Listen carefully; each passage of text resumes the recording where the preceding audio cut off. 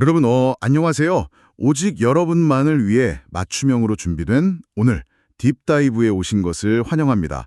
자, 이걸 하나씩 풀어보죠. 네, 오늘 다룰 자료가 정말 여러 가지 생각을 하게 만드는 내용이죠. 맞습니다. 오늘 우리가 파헤칠 주제는 성경과 기독교 초기 역사에 대해서 인터넷이나 소셜미디어를 내리다 보면 흔히 마주치는 아주 유명한 역사적 주장들입니다. 그 숨겨진 진실이나 고대 역사의 비밀 같은 타이틀을 단 영상들 말씀이시죠? 네, 바로 그겁니다. 근데 여기서 우리의 미션을 아주 명확히 하고 넘어가야 할 것 같아요. 우리는 지금 특정 종교의 교리를 지지하거나 옹호하려는 게 절대 아닙니다. 그쵸. 종교적인 변증을 하려는 자리가 아니죠? 네, 단지 그럴싸해 보이는 고대 역사의 비밀들이 실제 고대 문헌학이나 역사학, 그리고 언어학이라는 아주 엄격한 학문적 렌즈를 통과했을 때 어떻게 분해되는지 그 팩트를 객관적으로 들여다보려는 겁니다. 여기서 흥미로운 점은요. 이 자료가 단순히 특정 고대 텍스트를 방어하기 위한 내용이 아니라는 겁니다. 오히려 정보가 막 범람하는 오늘날의 환경에서 여러분이 어떻게 정보의 출처를 확인하고 비판적 사고를 유지할 수 있는지 보여주는 아주 훌륭한 텍스트 분석 사례거든요. 비판적 사고를 훈련하는 과정이라는 거군요. 맞습니다. 겉보기에 되게 매력적인 역사적 가설들이 학술적인 교차 검증 시스템 앞에서 어떻게 다루어지는지 관찰하는 건 그 자체로 우리의 지적 도구를 날카롭게 벼려주는 과정이니까요. 너무 좋습니다. 그래서 오늘 자료가 다루는 첫 번째 주제부터가 아주 흥미롭습니다. 이른바 백겨원 종교라는 주제인데요. 창세기와 에누마 엘리시 이야기군요. 네, 창세기의 창조 이야기가 사실은 고대 바빌론의 창조 신화인 에누마 엘리시를 그대로 표절했다는 가설입니다. 사실 두 텍스트를 보면 태초에 물이 등장하고 혼돈 상태가 정돈된다는 점에서는 얼핏 비슷한 테마를 공유하는 것처럼 보이거든요. 표면적인 유사성만 보면 그런 연결고리를 찾기가 되게 쉽죠. 하지만 사료를 다루는 역사가들은 텍스트의 표면 아래에 있는 그 세계관의 근본적인 구조를 분석합니다. 근본적인 구조라면 어떤 차이가 있나요? 에누마 엘리시를 깊이 들여다보면 이것은 기본적으로 다신교적이고요. 물리질이 영원 전부터 존재했다고 보는 관점을 취합니다. 신들 사이에서 끔찍한 우주적 전쟁이 벌어지고 마르둑이라는 신이 바다의 여신 티아맛을 죽여서 그 몸을 반으로 갈라 땅과 하늘을 만들죠. 되게 폭력적이고 스펙타클하네요. 네, 심지어 인류는 이 전투에서 패배한 조언자 신인 킹구의 피에서 탄생합니다. 반면에 창세기는 시간과 공간 밖에서 우주적 전쟁 없이 단일한 창조주가 세상을 묘사하는 완전히 다른 철학적, 신학적 프레임을 가지고 있거든요.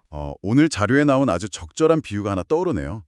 아스피린과 비소가 둘 다 둥글고 하얀 알약 형태를 띠고 있다고 해서 그 둘이 같은 약이거나 하나가 다른 하나를 모방했다고 볼 순 없다는 비유죠. 맞아요.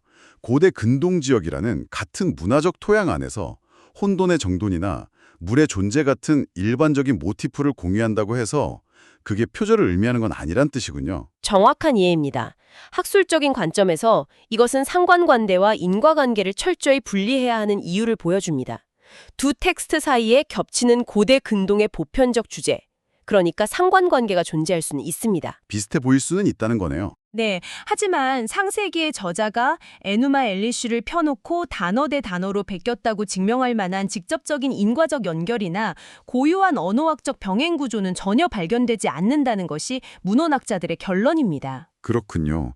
이와 비슷한 논리로 등장하는 또 다른 주장이 있죠. 예수의 이야기가 미트라스나 호루스 같은 고대 이교도 신들의 이야기를 하나로 짬뽕해 놓은 것이라는 주장 말입니다.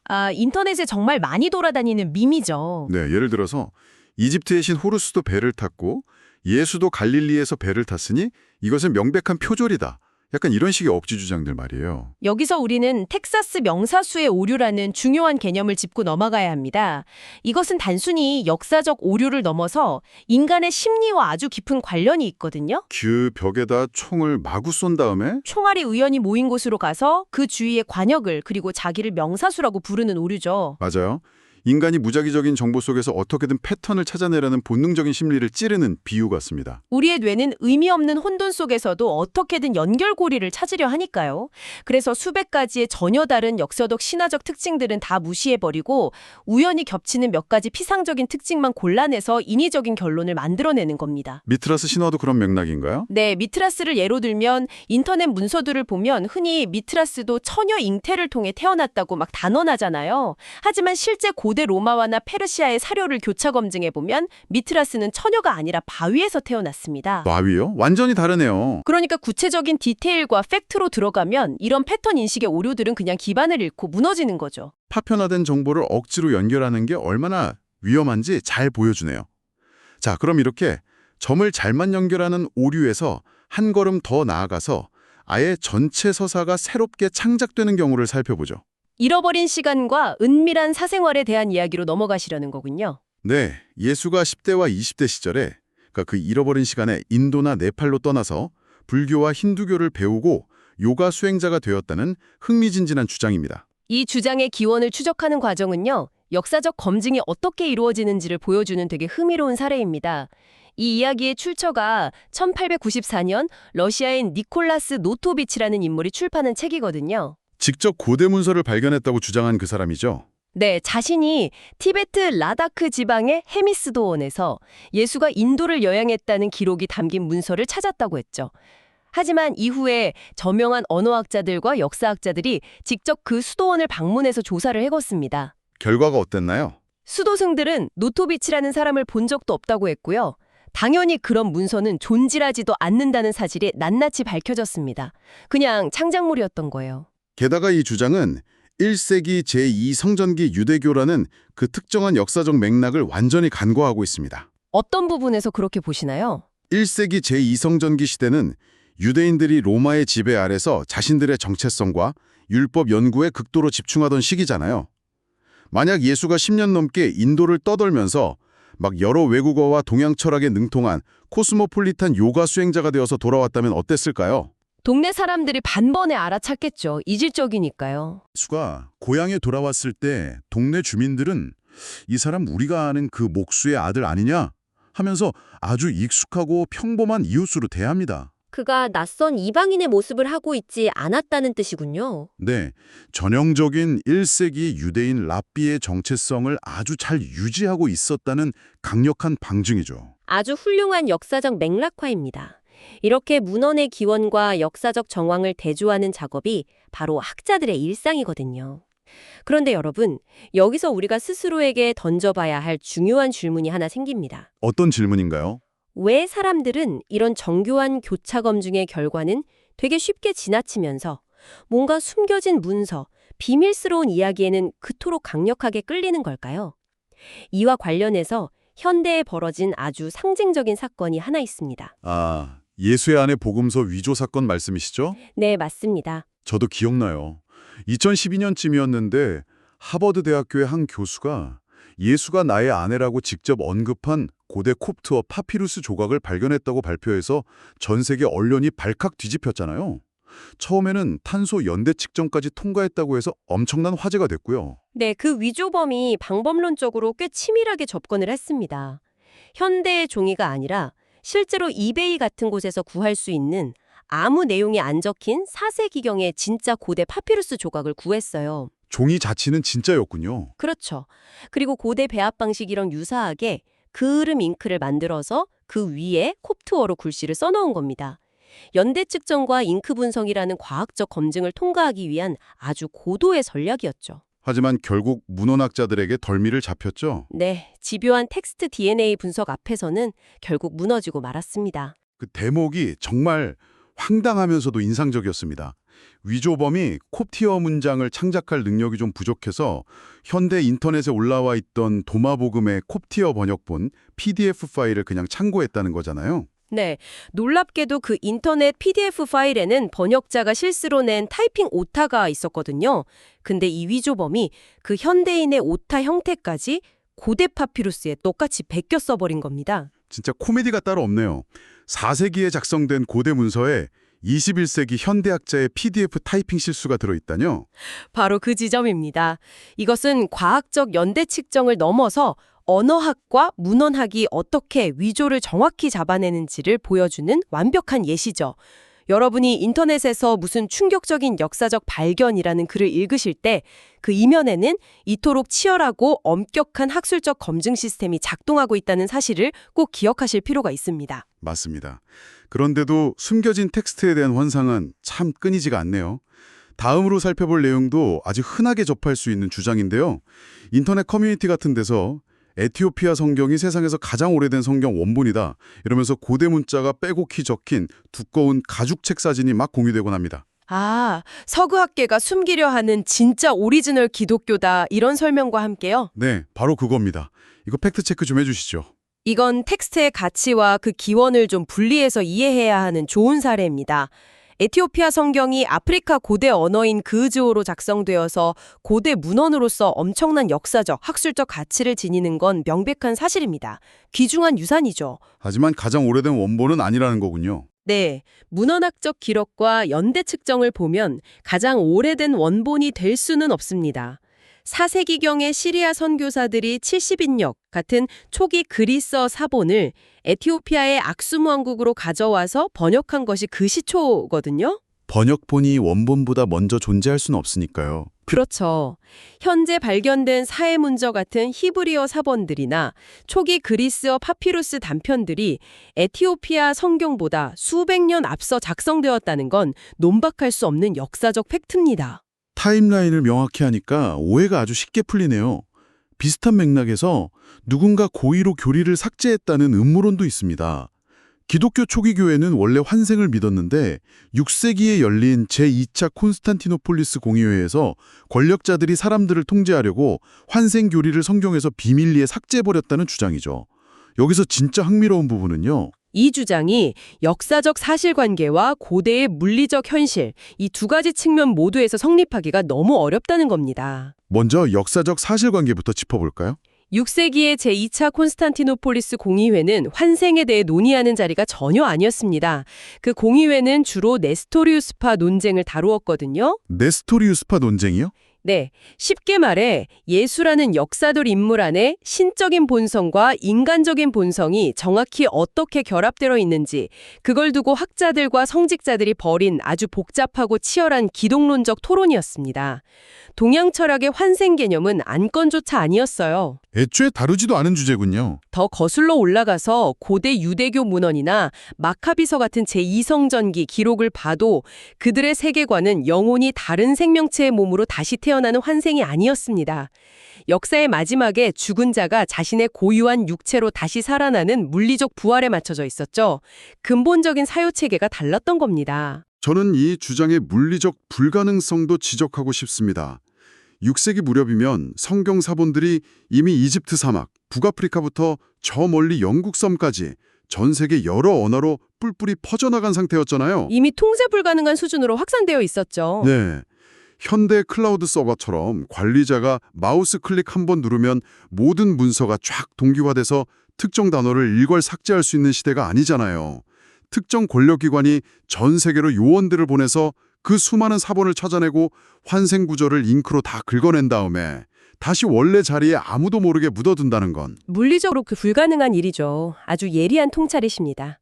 사본들이 중앙 통제를 벗어나서 광범위하게 흩어져 전승되었다는 사실 자체가 역설적으로 텍스트의 대규모 조작을 방지하는 아주 강력한 보안 시스템 역할을 했던 셈입니다. 그렇군요.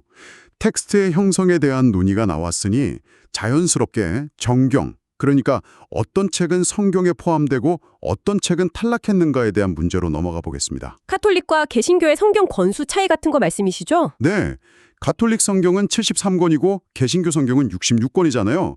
이걸 두고 가톨릭이 트렌트 공의회에서 책을 마음대로 막 추가했다거나 반대로 개신교가 책을 임의로 빼버렸다는 주장이 흔합니다. 에녹서 같은 신비로운 문헌들이 배제되었다는 이야기도 많이 나오고요. 맞아요. 권력자들의 입맛에 맞지 않아서 고의로 뺐다는 식이죠. 사람들은 정경이 형성되는 과정을 단 한 번의 회의나 소수 권력자의 결정으로 되게 단순화하려는 경향이 있습니다. 하지만 실제 역사는 수세기에 걸친 아주 유기적이고 복잡한 과정이었거든요. 흑백 논리로 설명할 수 없다는 뜻이군요. 네, 개신교의 66권은 초대교회 시기부터 모든 지역의 기독교인들이 거의 이견 없이 동의했던 아주 최소한의 교집합을 채택한 거고요. 카톨릭의 73권은 고대부터 특정 지역들에서 신앙적으로 유익하게 읽혀왔던 외경들을 16세기 트렌트 공의회에서 공식화했을 뿐입니다. 갑자기 무에서 유를 창조해서 책을 끼워 넣은 게 아니에요. 양쪽 다 고대부터 이어온 전통적 근거가 있네요. 실제로 고대교회의 가장 위대한 학자였던 어거스틴은 외경을 포함한 더 넓은 범위를 지지했고 언어학자였던 제롬은 히브리어 원본이 있는 좁은 범위의 성경을 지지하면서 둘이 치열하게 학술적 토론을 벌이기도 했습니다. 건강한 과정이었죠. 그렇다면 그 신비로운 에녹서는 왜 최종적으로 정경 목록에서 탈락한 건가요? 신약 성경의 유다서에서도 에녹서 구절을 인용하고 있거든요. 성경 저자가 인용할 정도면 권위 있는 책 아니었습니까? 특정 문헌을 인용했다고 해서 그것이 곧바로 신적 권위를 가진 정경으로 인정받는 건 아닙니다. 사도 바울도 아테네에서 연설할 때 그리스 철학자들의 글을 인용해서 논리를 전개했으니까요. 에녹서는 거인들이나 타락한 천사들에 대한 스펙타클한 이야기로 가득 차 있어서 초기 유대인들에게 문학적으로 꽤 인기 있는 책이긴 했습니다. 그런데 왜 배제되었죠? 고대 학자들이 텍스트를 깊이 분석했을 때 연대기적 모순이 너무 많았거든요. 예를 들어 홍수 이전의 인물인 에녹이 썼다고 하기에는 훨씬 후대인 헬레니즘 시대에 그리스식 시간 계상법이 문헌에 버젓이 등장합니다. 시대착오적인 오류군요. 네, 출애굽 이후에나 불리게 된 지명들도 나오고요. 이런 문헌학적 이유들 때문에 초기 교회의 학자들은 이 책이 문학적 가치는 있을지언정 원저자가 썼거나 온전한 정경으로 채택할 수는 없다고 판단한 겁니다. 아주 철저한 학술적 필터링의 결과였던 거죠. 듣고 보니 고대 학자들의 텍스트 검증 시스템이 우리가 생각하는 것 이상으로 훨씬 깐깐했네요. 자, 이제 오늘 자료에 등장하는 가설 중 가장 급진적이고 황당한 내용으로 넘어가 보겠습니다. 존 마르코 알레그로의 마약 버섯 이론 말씀이시군요. 네, 1970년대에 제기된 이론인데 기독교의 기원이 사실은 환각을 일으키는 마약 버섯을 숭배하는 고대 다산 신앙의 암호화된 기록에 불과하다는 정말 기상천외한 주장입니다. 이 사례가 시사하는 바가 정말 큽니다. 왜냐하면 알레그로가 단순히 방구석 인터넷 음모론자가 아니라 실제로 초기 사해문서 번역팀에 참여했을 정도로 명망 있는 학자였거든요. 권위 있는 학자였는데 왜 그런 주장을 했죠? 그가 이 환각 버섯 이론을 담은 책을 내자 학계는 그를 철저히 배제했습니다. 대중은 학계가 불편한 진실을 덮기 위해 내부 고발자를 매장했다고 생각하기 쉽지만 실상은 전혀 달랐어요. 그의 논증 방식이 언어학적으로 완전히 파탄나 있었기 때문입니다. 구체적으로 어떤 오류가 있었나요? 그는 고대의 고리버인 수메르어와 세머 계열인 히브리어 사이에서 단지 몇몇 단어의 발음이 비슷하게 들린다는 이유만으로 전혀 관계없는 두 단어를 억지로 연결지었습니다. 전혀 다른 어족에 속하는 두 언어 사이의 체계적인 법칙을 무시하고 그냥 소리가 비슷하다고 인과관계를 설정해버린 거예요. 여러분의 직관적인 이해를 돕기 위해서 오늘 자료에 나온 아주 재미있고 탁월한 비유를 하나 소개하겠습니다. 할리우드의 유명 액션 배우 스티븐 시걸이 있죠. 그리고 바다매를 뜻하는 영어 단어 시걸이 있습니다. 알레그로의 연구 방식은 마치 이 두 단어의 발음이 똑같다는 이유 하나만으로 사실 모든 바다매는 무술의 고수이며 스티븐 시걸은 고대 바다매 숭배 사상이 만들어낸 허구의 인물이다 라고 진지하게 논문을 쓰는 것과 같다는 비유였죠. 맞아요. 처음 들었을 때 진짜 빵 터졌습니다. 비유가 극단적으로 들리시겠지만 언어학자들의 관점에서 알레그로의 비약은 정확히 그 정도 수준의 논리적 오류를 범하고 있었던 겁니다. 학문의 세계가 얼마나 냉혹한지 잘 보여주죠. 아무리 권위자라도 룰을 어기면 가차없군요. 네, 데이터와 방법론이 학문적 룰을 어겼다면 즉시 폐기되는 곳이 학계니까요. 이와 유사하게 또 권위를 빌려 창작된 사례가 하나 더 있습니다. 토트의 에메랄드 타블렛이죠. 그 신비주의나 오컬트 분야에서 고대의 잃어버린 지혜가 담긴 궁극의 진품으로 추앙받는 그 문헌 말이죠. 네, 중세시대 연금술사들 사이에서 전승되던 단수형의 에메랄드 타블렛이라는 문헌이 존재하는 건 사실입니다. 하지만 오늘날 우리가 인터넷에서 흔히 접하는 복수형, 그러니까 엄청난 영적 비밀이 담겨 있다는 그 토트의 에메랄드 타블렛은 1925년에 모리스 도레알이라는 자칭 이집트 학자가 지어낸 완전한 허구입니다. 출처가 불분명한 창작물이군요. 그는 처음에 자기가 멕시코 피라미드 아래에서 고대 파피루스를 직접 발견했다고 주장했어요. 하지만 학자들이 원본을 보여달라고 막 끈질기게 요구하니까 나중에는 말을 슬그머니 바꿉니다. 사실 그 문헌은 영적인 채널링, 즉 텔레파시를 통해서 내 마음속으로 직접 번역되어 들어온 거다라고요. 물질적 증거를 요구받으니까 갑자기 영적인 영역으로 숨어버리네요. 전형적인 패턴이군요. 자, 이제 오늘 딥다이브의 마지막 주제인 텍스트의 신뢰성과 해석의 방법론에 대해 이야기해 보겠습니다. 현대 성경책을 읽다 보면 요한복음 7장 53절에서 8장 11절, 그 유명한 가늠하다 잡힌 여인의 이야기 부분에 괄호가 쳐져 있고 각주가 달려 있잖아요. 가장 오래된 사본들에는 이 내용이 없음이라고 적힌 그 각주 말씀이시죠? 네, 일반 독자들 입장에서는 가장 오래된 원문에 없는 내용이 왜 성경에 들어와 있지? 텍스트가 후대에 변조된 것 아닌가? 이렇게 합리적인 의심을 할 수 있거든요. 아주 자연스러운 의문입니다. 실제로 문헌학자들의 연구에 따르면 이 이야기는 5세기에 작성된 코덱스 베자라는 사본에서 처음 뚜렷하게 등장합니다. 문체나 사용된 어휘를 봐도 사도 요한의 다른 글들과는 좀 이질적이라서 그가 직접 썼을 확률은 매우 낮다고 보는 게 학계의 중론이고요. 그럼 변조된 게 맞나요? 이걸 더 큰 그림과 연결해 보면 전혀 다릅니다. 여러분이 이 사실을 성경 전체의 신뢰성을 무너뜨리는 증거로 해석하시기 전에 이 각주가 존재한다는 사실 자체가 무엇을 의미하는지 생각해 보셔야 해요. 어떤 의미가 있죠? 이것은 오히려 고대 필사자들의 놀라울 정도의 투명성을 증명합니다. 고대의 랍비나 필사자들은 텍스트를 옮겨 적을 때 자기들 임의대로 내용을 편집하지 않았어요. 어떤 이야기가 후대의 구전으로 추가되었거나 출처가 좀 다르다면 반드시 여백의 기호를 표시하거나 특정한 방식으로 각주를 달아서 후대 사람들이 그 사실을 투명하게 알 수 있도록 남겨두었습니다. 아, 무언가를 감추거나 조작하려고 한 게 아니라 우리에게 전해진 텍스트의 상태가 현재 이렇다 하고 있는 그대로 꼼꼼하게 기록했다는 거군요. 네, 그 강박적일 정도로의 꼼꼼함 덕분에 수천 년이 지난 지금의 학자들도 텍스트의 형성 과정을 정확히 역추적할 수 있는 겁니다. 문서의 투명성을 오히려 증명하는 셈이죠. 듣고 보니 그렇네요. 자, 끝으로 아주 직관적인 질문 2가지만 빠르게 다뤄보겠습니다. 성경은 지구가 평평하다고 가르치기 때문에 비과학탁이라는 주장, 그리고 성경의 공룡이 명시적으로 등장하지 않기 때문에 성경의 역사는 믿을 수 없다는 주장이 있습니다. 첫 번째 평평한 지구설은 현상학적 언어라는 개념을 이해하시면 됩니다. 관찰자의 눈에 보이는 현상 그대로를 묘사하는 문학적 방식을 과학적 선언으로 오해한 거죠. 일생적인 표현을 과학 논문처럼 읽었다는 거네요. 네, 여러분. 우리는 지구가 태양 주위를 돈다는 지동설을 다 믿고 있잖아요. 하지만 오늘날에도 기상캐스터는 내일 아침 7시에 해가 뜬다고 표현하지 내일 아침 7시에 지구의 자전으로 인해 태양빛이 우리 시야에 들어온다고 말하지 않습니다. 그렇게 말하면 너무 이상하겠죠. 고대인들도 인간의 일상적인 관점에서 세상을 묘사했을 뿐이지 그걸 11세기 천체물리학 교과서처럼 읽어달라고 쓴 게 아닙니다. 그리고 두 번째 공룡 문제는 논리학의 아주 기본적인 원칙으로 대답할 수 있습니다. 증거의 부재가 부재의 증거는 아니다라는 명제 말이죠. 정확합니다.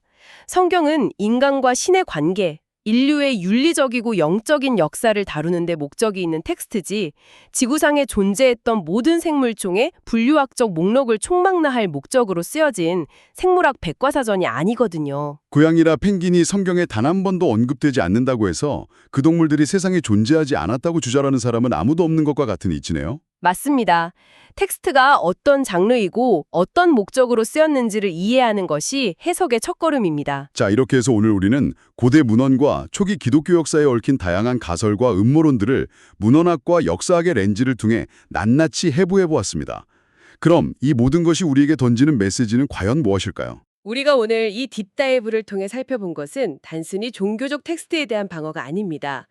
여러분이 매일 소셜미디어나 유튜브 알고리즘 속에서 무수한 정보들을 마주하실 때 어떻게 출처를 확인하고 시대적 맥락을 살피며 상관관계와 인과관계를 냉정하게 분리할 것인가, 바로 그 비판적 사고의 중요성을 확인한 겁니다. 언어적 유사성이나 음모론적 흥미로움에 속지 않고 팩트를 꼼꼼히 대조하는 학문적 자세의 가치, 그거군요.